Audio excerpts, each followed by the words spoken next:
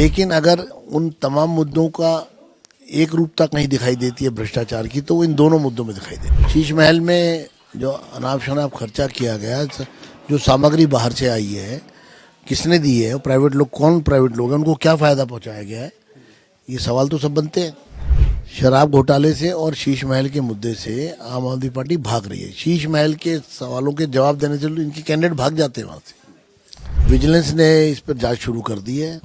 PWD इस मामले पर कहीं ना कहीं सरकार के दबाव में दिखाई दे रही है। बीजेपी विधायक विजेंद्र गुप्ता जी सीधे बातचीत करने के लिए हमारे साथ मौजूद हैं, बातचीत करते हैं। गुप्ता जी, एक बार फिर से आपने सीएम हाउस का मुद्दा जो है वो उठाया, तमाम सवाल खड़े करे हैं, इस बार क्या कुछ वजह है? वजह यह है कि चुनाव है, जवाब दो। शीश महल में जो अनाप शनाप खर्चा किया गया, जो सामग्री बाहर से आई है, किसने दी है, प्राइवेट लोग, कौन प्राइवेट लोग हैं, उनको क्या फ़ायदा पहुंचाया गया है, ये सवाल तो सब बनते हैं। और दूसरा ये है कि उसका परिसर 10,000 गज से बढ़ा के 50,000 गज किया गया, उसमें 8 संपत्तियां मिलाई गई, और अभी भी बहुत सारे टावर वहाँ बन रहे हैं।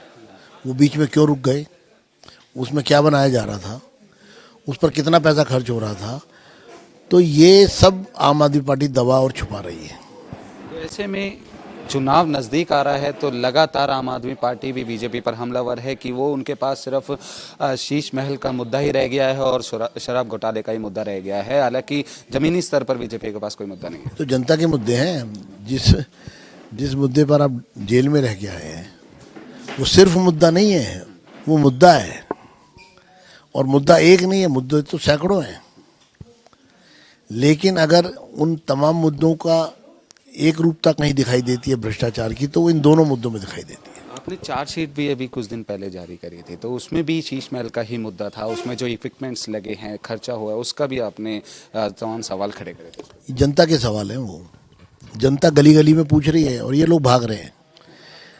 शराब घोटाले से और शीश महल के मुद्दे से आम आदमी पार्टी भाग रही है। शीश महल के सवालों के जवाब देने से इनके कैंडिडेट भाग जाते हैं वहाँ से। तो लोग जानना चाहते हैं शीश महल का सच, आखिर वो जनता के खून पसीने की कमाई वहाँ खर्च की जा रही थी। तो ये मुद्दों पर अगर सरकार इस तरह की बात कह रही है, तो इसका मतलब ये उनके पास इसका कोई जवाब नहीं है। विजिलेंस का भी आपने बीच में सवाल हुआ था कि विजिलेंस पे भी आपने कुछ बातचीत हुई है, कुछ रिपोर्ट आई है, या फिर विजिलेंस भी इस मामले पर जांच कर रही है? विजिलेंस ने इस पर जांच शुरू कर दी है। पीडब्ल्यूडी इस मामले पर कहीं ना कहीं सरकार के दबाव में दिखाई दे रही है, और इसलिए इस मामले पर सीवीसी ने भी अपने स्टेटस में बताया कि अभी तक पीडब्ल्यूडी से इस पर कोई रिपोर्ट नहीं आई है। तो ये गंभीर मामला है, और इस मामले पर अगर सरकारी विभागों पर दबाव बनाया जाएगा तो हम इसको बख्शेंगे नहीं। तो बिल्कुल, ये थे हमारे साथ बातचीत करने के लिए मौजूद बीजेपी विधायक विजेंद्र गुप्ता जी, जिन्होंने साफ तौर पर सीएम हाउस को लेकर एक बार फिर से तमाम सवाल खड़े किए हैं।